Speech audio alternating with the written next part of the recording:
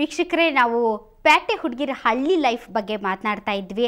ಪ್ಯಾಟೆ ಹುಡುಗಿಯರು ಹಳ್ಳಿಗೆ ಹೋಗಿ ಯಾವ ರೀತಿಯಾದಂಥ ಫಜೀತಿಯನ್ನು ಪಟ್ಟರು, ಯಾವೆಲ್ಲ ರೀತಿಯಾದಂಥ ಟಾಸ್ಕ್ನ ಮಾಡಿದರು, ಯಾವೆಲ್ಲ ಸ್ವೀಟ್ ಮೂಮೆಂಟ್ಸ್, ಅಷ್ಟೇ ಒಂದು ಕಠಿಣವಾದಂಥ ಮೂಮೆಂಟ್ಸ್ ಯಾವ ರೀತಿ ಶೇರ್ ಮಾಡ್ಕೊಳ್ತಾರೆ, ಬನ್ನಿ ಅವ್ರನ್ನೇ ಕೇಳೋಣ. ನಯನಾ ಅವರೇ, ನನಗೆ ನಿಮ್ಮ ಟಾಸ್ಕ್ಗಳಲ್ಲಿ ತುಂಬ ಇಂಟ್ರೆಸ್ಟಿಂಗ್ ಟಾಸ್ಕ್ ಅನಿಸಿದ್ದು ದುಬೈ ಹುಡುಗಂದು. Toilet cleaning company. ಓಕೆ, ನಿಜಕ್ಕೂ ಕೂಡ ಏನ್ ಅನಿಸ್ತು ಪರ್ಟಿಕ್ಯುಲರ್ಲಿ ಆ ಟಾಸ್ಕ್ ಬಗ್ಗೆ ನಿಮ್ಗೆ? ಅವತ್ತಿನ ಪರ್ಟಿಕ್ಯುಲರ್ ಟಾಸ್ಕ್ ಏನಂದ್ರೆ ಮದುಮಗ ಬರ್ತಾನೆ, ಸೊ ಅದಕ್ಕೆ ಮಗಳನ್ನ ರೆಡಿ ಮಾಡ್ಬೇಕು ಅಂತ. ಸೊ ನಮ್ ಕಡೆ ಇದ್ದಿದ್ದು ಮದುಮಗಳಾಗಿ ಕುಮುದ, ರಮ್ಯನ್ ಟೀಮಲ್ಲಿ ಇದ್ದಿದ್ದು ಮದುಮಗಳಾಗಿ ಅಪೂರ್ವ. ಸೊ ನಮ್ಮ ಟೀಮಲ್ಲಿ ನಾವು ಅಂದ್ಕೊಂಡ್ವಿ ಇಟ್ಸ್ ಗೋನ್ ಬಿ ಲೈಕ್ ಒಂದು ಟಿಪಿಕಲ್ ವಿಲೇಜಲ್ಲಿ ಯಾವ ರೀತಿ ಗಂಡ ಕಡೆ ಬಂದು ಒಂದು ಹುಡುಗಿನ ನೋಡಿ ಹೋಗ್ತಾರೋ ಆ ಥರ ಎಕ್ಸ್ಪೆಕ್ಟೇಷನ್ಸ್ ಇಟ್ಕೊಂಡು ಸುಮಾರು 10 ರಿಂದ 15 ವೆರೈಟಿ ಫುಡ್ನ ನಾವು 3 ಜನ ಸೇರ್ಕೊಂಡು ಪ್ರಿಪೇರ್ ಮಾಡಿದ್ದೀವಿ. ನಾನು, ರಂಜಿತಾ, ಕುಮುದ. ಇನ್ಫ್ಯಾಕ್ಟ್ ಅವ್ರು ಕೂಡ ನಾವೊಂದು ಪಾಯಸ ಮಾಡಿದ್ರೆ ಅವ್ರ ಕ್ಯಾರೆಟ್ ಅಲ್ವಾ, ನಾವು ಫುಲ್ ಕಾಂಪಿಟೇಷನ್. ಓಕೆ ನಮಗೇನು ಓಕೆ ಒಂದು ಐಟಮ್ ಅವ್ರದ್ದು ಎಕ್ಸ್ಟ್ರಾ ಆದರೂ ಅವ್ರಿಗೆ ಜಾಸ್ತಿ ಪಾಯಿಂಟ್ ಸಿಗುತ್ತೆ ಆ ಥರ.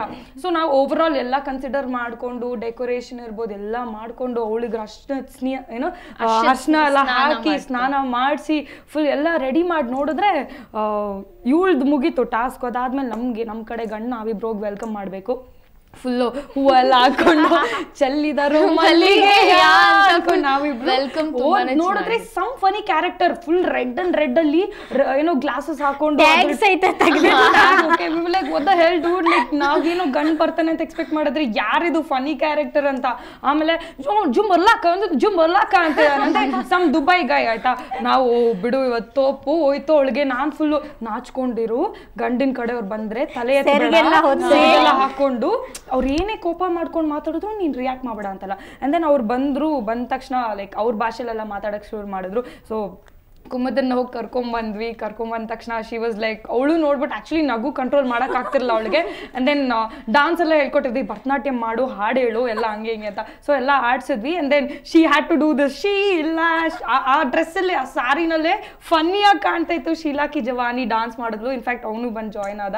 ಬಟ್ ಅವ್ನಿಗೆ ಒಂದು ಅಭ್ಯಾಸ ಏನಂದ್ರೆ ಇದು ಪರ್ಫ್ಯೂಮ್ ಹೊಡ್ಕೊಳ್ಳೋದು. ಸೊ ನಾವೊಂದು ಟಾಸ್ಕಲ್ಲಿ ಪರ್ಫ್ಯೂಮ್ ವಿನ್ ಆಗಿದ್ವಿ. ಅದೆಲ್ಲ ಕೊಟ್ಟು ಇಂಪ್ರೆಸ್ ಮಾಡಿ ಕೊನೆಗೂ ದುಬೈ ಬಾಪು ನಮ್ಮ ಹುಡುಗಿನ ಒಪ್ಕೊಂಡ. ಹೇಗೋ ಗೊತ್ತಿಲ್ಲ, ಬಟ್ ಫುಲ್ ಸಕ್ಕದಾಗಿತ್ತು ಆ ಒಂದು ಮೊಮೆಂಟ್, ಅನ್ಫರ್ಗೆಟಬಲ್. ಅವ್ನು ಹೇಳ್ತಾನಲ್ಲ, ನೀವು ಕೂಡ ನಿಮ್ಮ ಹುಡುಗಿನ ಕೂಡ ಬಂದು ಜಾಯ್ನ್ ಆಗಬೇಕು.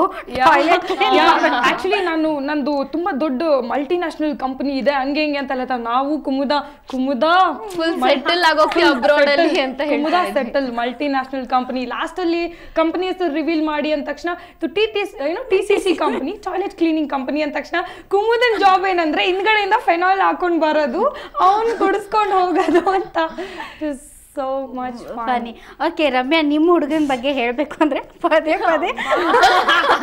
ಹಸಿರು ಪಲ್ಯ ಇಷ್ಟ ಆಗಲ್ಲ, ಬಿಳಿದೇನೋ ಇದೆಲ್ಲ ಅದು ಇಷ್ಟ ಆಗುತ್ತೆ. ಇಷ್ಟ ಏನೇ ಕೇಳಿದ್ರು ಬಿಳಿ ಅನ್ಕೊಂಡು, ನಂಗೆ ಬಿಳಿ ಡ್ರೆಸ್ ಇಷ್ಟ, ಬಿಳಿ ಬಣ್ಣ ಇಷ್ಟ, ನಂಗೆ ಜಗತ್ತೆಲ್ಲ ಬಿಳಿಯಾಗಿ ಕಾಣಿಸ್ತಾ ಇದೆ ಅನ್ಕೊಂಡು ನಾವು ಫುಲ್ ನಗ್ತಾ ಇದ್ವಿ. ಅದು ಅಲ್ಲದೆ ಈ ಶ್ವೇತಂಗ್ ಹಾಡು ಹೇಳ್ಬೇಡ ಕಣೆ, ಸುಮ್ಮನೆ ಇರೇ ಅವ್ನ ಮುಂದೆ ಅಂತ ಹೇಳಿದ್ರೆ ಅವಳು ಅದೇ ಟೈಮಿಗೆ ಹಾಡು ಬೇರೆ ಹೇಳ್ಬಿಟ್ಟು ಅವಳು ಸ್ವಲ್ಪ ಚೆನ್ನಾಗಿ ಹಾಡು ಹೇಳ್ತಾಳೆ. ಅವನಿಗೆ ಫುಲ್ಲು ಇಂಪ್ರೆಸ್ ಆಗೋಗ್ಬಿಟ್ಟ. ಆಮೇಲೆ ಅವ್ನು ಬಿಡಂಗೆ ಇಲ್ಲ, ನನಗೆ ಬಿಳಿನೇ ಬೇಕು ಅಂದ್ಕೊಂಡು ಫುಲ್ಲು. ಇವಳು ಅಪೂರ್ವ ಕತ್ತೆ ಎತ್ತಂಗಿಲ್ಲ, ಅವಳು ಮಾತಾಡ್ಸಂಗಿಲ್ಲ, ಫುಲ್ ನಾಚ್ಕೊಂಡಿಲ್ಲ. ರಿಯಲ್ ಆಗೇನೋ ಒಂದು ಹಾಡು ಜಾನಪದ ಗೀತೆ ಬೇಕು ಅಂತ ಕೇಳ್ತಾರೆ. ಅವಾಗ ನೀವು ಭಕ್ತಿ ಗೀತೆ ತುಂಬಾ ಚೆನ್ನಾಗಿ ಹಾಡ್ತಾರೆ. ಜಾನಪದ ಗೀತೆ ಗೊತ್ತಿರ್ಲಿಲ್ಲ ಆಯ್ತಾ, ಅದಕ್ಕೆ ಅವ್ರು ಕೇಳಿದ ತಕ್ಷಣ ನಾನೇ ಸ್ವಲ್ಪ ಚೇಂಜ್ ಮಾಡ್ಬಿಟ್ಟೆ. ಇಲ್ಲ ಭಕ್ತಿ ಗೀತೆ ಸಕ್ಕತ್ತಾಗಿ ಆಡ್ತಾಳೆ ಅನ್ಕೊಂಡು ಚೆನ್ನಾಗಿ ಮುಂಚೆ ಎಲ್ಲ ಕಲ್ಸಿದ್ವಿ ಅವಳಿಗೆ. ಓಕೆ ಓಕೆ, ನೀವೆಲ್ಲರೂ ಕೂಡ ಜಾನಪದ ಗೀತೆಗಳನ್ನ ಎಲ್ಲರೂ ಹಾಡಿದ್ದೀರಾ? ಓಕೆ, ನೀವು ಹಾಡಿದ್ರಿ. ಡಾಕ್ಟರ್ ರಾಜ್ಕುಮಾರ್ ಅವ್ರನ್ನ ತುಂಬಾ ಚೆನ್ನಾಗಿ ಇಮಿಟೇಟ್ ಮಾಡ್ತೀರಂತೆ, ಏನಾದ್ರೂ ಹೇಳ್ಬೋದಾ? ಈಗ ಅಫ್ಕೋರ್ಸ್ ಅಣ್ಣವ್ರನ್ನ ಒಂದು ಎಕ್ಸಾಂಪಲ್ ಆಗಿ ಇಟ್ಕೊಂಡ್ರೆ ಡೆಫಿನೆಟ್ಲಿ ಎಲ್ಲರೂ ಒಳ್ಳೆ ಕಲಾವಿದರಾಗ್ಬೋದು. ಬಟ್ ಅವ್ರನ್ನ ಇಮಿಟೇಟ್ ಮಾಡೋದು ದೊಡ್ಡ ವಿಷಯ. ಅಂಥದ್ರಲ್ಲೂ ಲೈಕ್ ನಾನು ಸೀಸನ್ 1 ಅಕುಲಿಗೆ ರೇಗಿಸ್ತಾ ಇದ್ದೆ, ಏನಪ್ಪ ಅಕುಲ್ ಏನಿಷ್ಟು ಕಷ್ಟ ಕೊಡ್ತೀಯಾ ಇಷ್ಟು ಹೆಣ್ಮಕ್ಳಿಗೆ, ನಿನಗೆ ಏನಾಗಿದೆ ನಿನಗೆ ಅನ್ಕೊಂಡು ಫುಲ್ಲು ಅಣ್ಣವ್ರ ಥರ ಎಲ್ಲ ಮಾಡ್ತಾಯಿದ್ದೆ. ಈ ಸೀಸನಲ್ಲಿ ನಮ್ದು ಎಂಟ್ರಿ ಆಗಿದ ತಕ್ಷಣ ಅದೇ ಇಟ್ಕೊಂಡ್ಬಿಟ್ರು, ಅಣ್ಣವ್ರ ಥರ ಮಾಡಬೇಕು ಅಂತೆಲ್ಲ.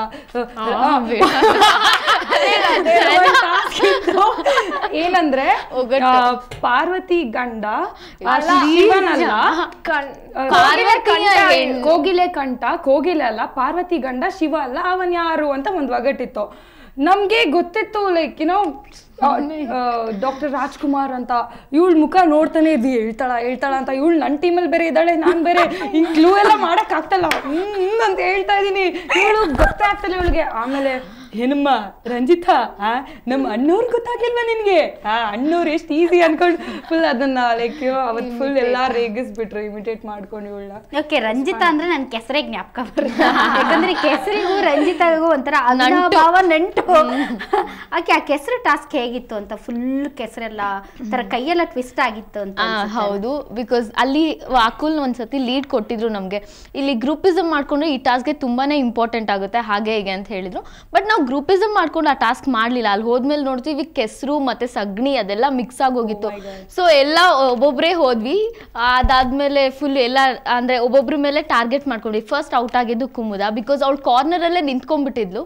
ಸೊ ಅದಕ್ಕೆ ನಾವೆಲ್ಲ ಅವಳನ್ನ ಟಾರ್ಗೆಟ್ ಮಾಡಿ ಅವಳು ಹೋದ್ಲು. ಹಾಗಾಗಿ ಒಬ್ಬೊಬ್ಬರೇ ಹೋಗ್ತಾ ಇದ್ವಿ. ತುಂಬಾ ಕಷ್ಟ ಆಗಿದ್ದು ಅಕ್ಷತಾ, ಬಿಕಾಸ್ ಅವಳು ಸ್ವಲ್ಪ ಹೆಫ್ಟಿ ಇದ್ಲಲ್ವಾ. ಸೊ ಅವಳನ್ನ ತಳ್ಳಕ್ ತುಂಬಾನೇ ಕಷ್ಟ ಆಗೋಯ್ತು. ಅದು ಅಲ್ಲದೆ ಕೆಸರಲ್ಲಿ ಯಾರು ಒಂದ್ಸತಿ ಸಿಕ್ಕಾಕೊಂಡ್ಬಿಟ್ರೆ ಅವ್ರನ್ನ ಮೇಲೆತ್ತದ್ ಆಗದೇ ಇಲ್ಲ, ತುಂಬಾನೇ ಕಷ್ಟ. ಫುಲ್ ಅವರು ವೆಯ್ಟ್ ಅಲ್ದೆ ಆ ಕೆಸರು ಬೇರೆ ಅಂಟ್ಕೊಂಡು ಇನ್ನೂ ವೆಯ್ಟ್ ಆಗಿ ಹೋಗ್ಬಿಟ್ಟಿದ್ರು ಅವರೆಲ್ಲ.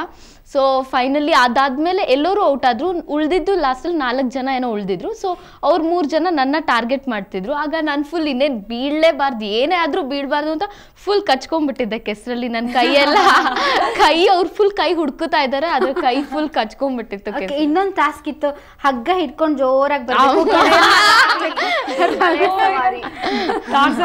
ನನ್ ಟೀಮ್ ಇದ್ಲು ಇವಳು. ಆದ್ರೆ ಆ ಟೈಸನ್ ಅದು ಹೋಗೋದಕ್ ಮಾತ್ರ ಆಗ್ತಾನೆ ಇರ್ಲಿಲ್ಲ ಇವಳ ಕೈಯಲ್ಲಿ. ಹೋಗ್ಬಿಟ್ಟು ಆ ಕೆಸರಲ್ಲೇ ಬೀಳ್ತಾ ಇದ್ಲು, ಹಗ್ಗ ಇಟ್ಕೊಂಡು ಹೋಗ್ತಾ ಇದ್ಲು, ಹೋಗ್ಬಿಟ್ಟು ಆ ಕೆಸರಲ್ಲೇ ಲ್ಯಾಂಡ್ ಆಗ್ತಾ ಇದ್ಲು. ಬ್ಯಾಲೆನ್ಸ್ ಮಾಡೋದು ತುಂಬಾ ಕಷ್ಟ. ಮೊದಲಿಂದನೂ ಬ್ಯಾಲೆನ್ಸ್ ಮಾಡೋದು ಬ್ಯಾಲೆನ್ಸಿಂಗ್ ಟಾಸ್ಕ್ ಅಂದ್ರೆ ಆಗದೇ ಇಲ್ಲ. ಆ ವೀಕಲ್ಲಿ ಆಲ್ಮೋಸ್ಟ್ ಜಾಸ್ತಿ ಬ್ಯಾಲೆನ್ಸಿಂಗ್ ಟಾಸ್ಕೇ ಇತ್ತು.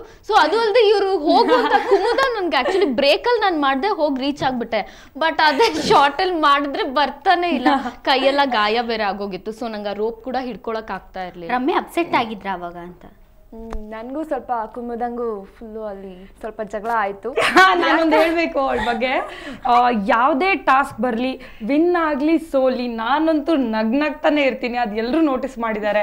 ಬಟ್ ರಮ್ಯಾ ಅಂತೂ ಸೋಲೋನ ಅಕ್ಸೆಪ್ಟ್ ಮಾಡ್ಕೊಳಕ್ ರೆಡಿನೇ ಇಲ್ಲ. ಅವತ್ತು ಸೋತೋಗ್ಬಿಟ್ರ ಅವಳ ಟೀಮ್ ಅವ್ರನ್ನ ಬ್ಲೇಮ್ ಮಾಡ್ತಾರೆ. ಎಲ್ಲ ನಾನೇ ಮಾಡ್ಬೇಕು, ಸೋತ್ರು ನನ್ನೇ ಬ್ಲೇಮ್ ಮಾಡ್ತಾರೆ, ಗೆದ್ರು ನನ್ನೇ ಬ್ಲೇಮ್ ಮಾಡ್ತಾರೆ. ಫುಲ್ ಅವಳ ರಿಯಾಕ್ಷನ್ಸ್ ನೋಡ್ಬೇಕಿತ್ತು ನೀವು. If she fails in any task you can't see her face. ಜನ ಅದಕ್ಕೆ ಕಾಯ್ತಾ ಇರ್ತಾರೆ, ರಮ್ಯಾ ಸೋಲ್ಲಿ ಅಂತ ಕಾಯ್ತಾ ಇರ್ತಾರೆ, ಅವಳ ಮುಖದ ಎಕ್ಸ್ಪ್ರೆಷನ್ ಹೆಂಗಿರುತ್ತೆ ಅಂತ ನೋಡೋದಕ್ಕೆ. ನಯನ, ಮನೆಗೊಂದು ಹೆಣ್ಣು ಜಾನಪದ ಗೀತೆ. ಓ ಮೈ ಗಾಡ್, ಆಕ್ಚುಲಿ ಒಂದು ಮಧ್ಯರಾತ್ರಿ ಆಡ್ಸಿದ್ ನಮ್ಗೆ. ಅಂದ್ರೆ ನೀನು ಇದೆಯಾ? ಇಲ್ಲ ಅಲ್ಲ, ಸಿಂಗಿಂಗ್ ಟಾಸ್ಕ್ ಅಲ್ಲಿ ಇವಳು ಇರಲಿಲ್ಲ, ಬಟ್ ನಾವೆಲ್ಲ ಇದ್ವಿ. ಎಲ್ರಿಗೂ ಒಂದೊಂದು ಜಾನಪದ ನಿಮ್ಗೆ ಕಲಿಸ್ಕೊಟ್ಟ ಮಾಸ್ಟರ್ ಶಬೀರ್ ಸರ್. ಹೌದೌದು, ಸೂಪರ್ ಆಗಿ ಹೇಳ್ಕೊಟ್ರು. ಇನ್ಫ್ಯಾಕ್ಟ್ ಎಲ್ರದ್ದು ಒಂದು ಇನ್ವಾಲ್ವ್ಮೆಂಟ್ ಇತ್ತು. ಬಿಕಾಸ್ ಅಷ್ಟು ಕಡಿಮೆ ಸಮಯದಲ್ಲಿ ಒಂದು ಹಾಡನ್ನ ಫುಲ್ ಕಂಪ್ಲೀಟ್ ಆಗಿ ನೆನ್ಪಿಟ್ಕೊಂಡು, ಅದು with full professional singers feeling. ನಮ್ಗಂತೂ ವಿತ್ ಮ್ಯೂಸಿಕ್ಕು ಎಲ್ಲ ಕಮಾನ್ ಫುಲ್ ಜೋಶಲ್ಲಿ ನಾವು ಕಲಿತಾ ಇರ್ಬೇಕಾದ್ರೂ ಅಷ್ಟೇ ಸಿಕ್ಕಾಪಟ್ಟೆ ಎಂಜಾಯ್ ಮಾಡ್ಕೊಂಡು ಮಾಡಿದೀವಿ ಆ ಟಾಸ್ಕು. ಅದು ಮಧ್ಯರಾತ್ರಿ ಆಡಿದ್ ನಾವು. ಎಲ್ರದ್ದು ಗಂಟ್ಲು ಫುಲ್ ಕಟ್ಕೊಂಡ್ಬಿಟ್ಟಿತ್ತು. ಇನ್ಫ್ಯಾಕ್ಟ್ ಇವಾಗ್ಲೂ ನನ್ನ ಗಂಟ್ಲು ಸರಿಲ್ಲ, ಪ್ಲೀಸ್ ಆಡಿಸ್ಬೇಡಿ, ಜನರು ಕಿವಿ ಆಮೇಲೆ ಮುಚ್ಕೊಂಡು ಕೇಳಬೇಕಾಗುತ್ತೆ. ಅವಾಗ್ಲೇ ಕೇಳಿದಾರೆ ಅಂತ ಈಗ ಕೇಳಲ್ವ ನೈನಾ ಹಾಡಿ? ಮ್ಯೂಸಿಕ್ ಇಲ್ಲ. ಓಕೆ, ಅಂದ್ರೆ ಆಕ್ಚುಲಿ ನಾವು 3 ಸಿಸ್ಟರ್ಸು. ಸೊ ಈ ಹಾಡು ಆಡ್ಬೇಕಾದ್ರೆ ಫುಲ್ ಎಮೋಷನಲ್ ಆಗ್ಬಿಟ್ಟಿದ್ದೆ ನಾನು.